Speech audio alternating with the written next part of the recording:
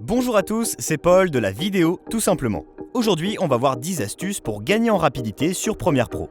Organiser rapidement son chutier, c'est possible. Pour ça, importez simplement votre dossier principal et Premiere créera pour vous tous les sous-dossiers. Ok, on est parti dans son montage et là, une barre rouge apparaît au-dessus de la timeline. Ah mince! Cela signifie que votre ordinateur n'arrive pas à lire en temps réel la timeline. Pour ça, allez dans Projet, Généralité et switcher sur CUDA.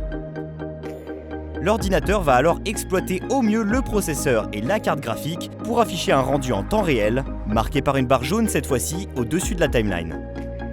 Vous souhaitez ajouter un rush, mais il manque une piste sur la timeline. Au lieu d'en ajouter une nouvelle et de glisser le nouvel élément sur cette piste, glissez simplement l'élément au-delà des pistes déjà créées et une nouvelle piste apparaîtra. Sur Premiere, on a tous la même angoisse, qu'il plante d'un coup. Pour ça, on n'arrête pas d'enregistrer et on fait plein de CTRL S. Mais si vous êtes un peu tête en l'air, Premiere peut aussi le faire à votre place. Pour ça, allez dans Préférences, Enregistrement automatique et sélectionnez la fréquence à laquelle Premiere est censé enregistrer votre projet. Pour séparer l'audio et la vidéo d'un élément, on a souvent tendance à cliquer droit et faire rompre le lien. On sélectionne ensuite l'élément à supprimer et puis on appuie sur Supr. Plus simple et plus rapide, cliquez simplement sur Alt et appuyez sur Supr.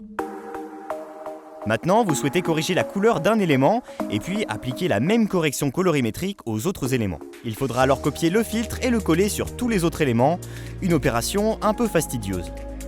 Pour éviter ça, créez simplement un calque d'effet avec la correction souhaitée. Placez-le ensuite au-dessus des éléments à corriger et le tour est joué. Pour ajouter plusieurs effets à plusieurs éléments en même temps, on copie l'effet et puis on sélectionne le reste et on appuie sur Coller. Et puis on recommence, etc., etc. Plus rapide, sélectionnez l'élément, appuyez sur CTRL-C, sélectionnez les autres éléments et appuyez sur CTRL-ALT-V. Vous pouvez ensuite choisir en cochant les effets à appliquer et les effets à ne pas appliquer. Pour déplacer un élément à droite ou à gauche précisément, on a souvent tendance à zoomer, puis utiliser la souris pour déplacer l'élément, puis dézoomer, c'est un peu long. Pour plus de précision et de rapidité, appuyez simplement sur Alt et flèche de droite et flèche de gauche.